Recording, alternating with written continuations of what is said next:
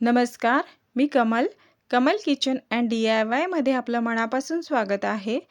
आज आपण सोप्या पद्धतीने आणि अगदी कमी कष्टात तिप्पट चौपट फुलणारी पांढरी शुभ्र खुसखुशीत कुरडईची रेसिपी मी आज तुम्हाला दाखवणार आहे. त्यासाठी व्हिडिओ शेवटपर्यंत बघा. चॅनलवर नवीन असाल तर रेसिपीला लाईक, शेअर, सबस्क्राईब करायला विसरू नका. चला तर वेळ न दवडता रेसिपीला सुरुवात करूयात. येथे मी 2 किलो गहू स्वच्छ नीट करून आणि धुवून घेतले आहेत. त्यासाठी येथे एक मोठा डबा घ्यायचा आहे. डब्यामध्ये भरपूर पाणी घालून घ्यायचं आहे.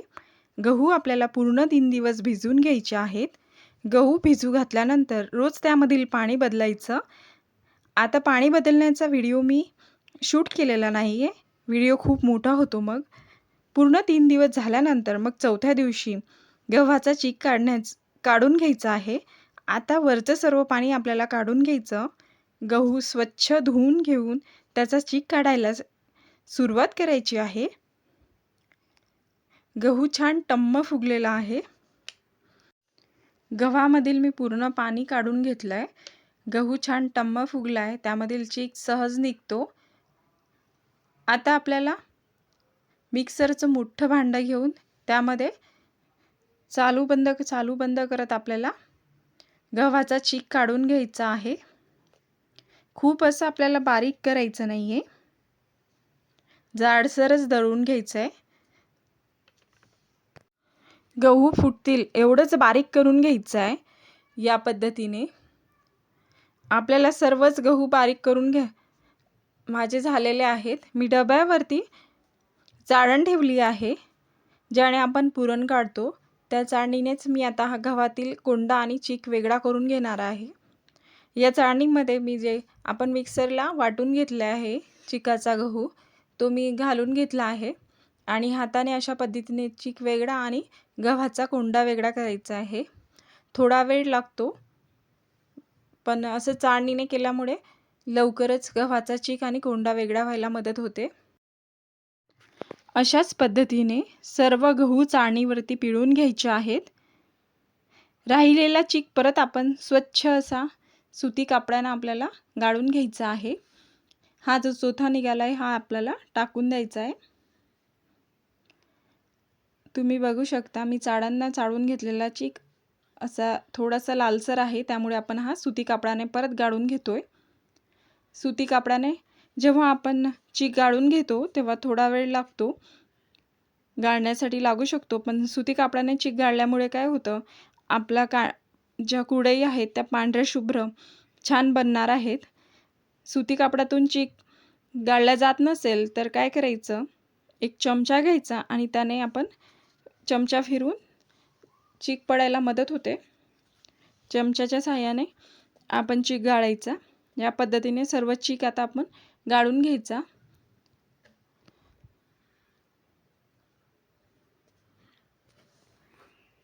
माझा सर्व चीक गाळून झालेला आहे सुती कापडाने. याच पद्धतीने आपल्याला सर्व चीक गाळून घ्यायचा आहे.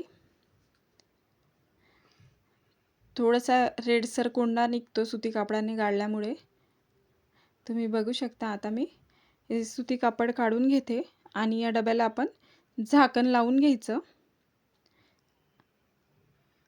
आणि उद्या सकाळपर्यंत तसंच ठेवून द्यायचं आहे. आता आपल्याला 5व्या दिवशी यामधील कुरडई घालायच्या आहेत. त्यासाठी चिकावरील जे पाणी आलेलं आहे ते सर्व पाणी काढून घ्यायचं आहे. अशा प्रकारे एका भांड्यात आपण पाणी काढून घेऊ. चिकावरील सर्व पाणी टाकून द्यायचं आहे आणि डब्यात राहिलेला चीक जो आहे त्याच्या आपल्याला कुरडया बनवणार आहोत. येथे मी चिकावर जे पाणी आहे ते पूर्ण काढून घेते.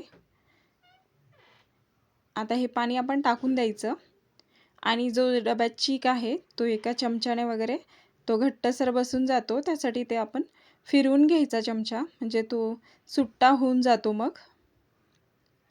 आणि नंतर आपल्याला हा चीक मोजून घ्यायचा आहे. मी चमच्याच्या साहाय्याने चीक सुट्टा करून घेते. डब्यात जो तळाशी चीक बसलाय तो मी पूर्णच काढून घेतला आणि एका पातेल्यात मोजून घेतलाय. एक पातेला एवढा चीक आहे तर तेवढंच आपल्याला पाणी घालायचं आहे. थोडासा माझा जास्त आहे, एक आणि अर्धा पातेला चीक आहे, त्यामुळे मी तेवढं पाणी घालते. कुरडईचा चीक बनवण्यासाठी आपल्याला जाड तळ्याचं पातेलं घ्यायचं आहे. आता या पाण्यामध्ये चवीनुसार मीठ घालून घ्यायचं आहे. आता पाण्याला खळखळ उकळी येऊ द्यायची. पाण्याला छान उकळी आली की यामध्ये आपल्याला जो चीक आपण मोजून घेतला आहे तो घालायचा आहे.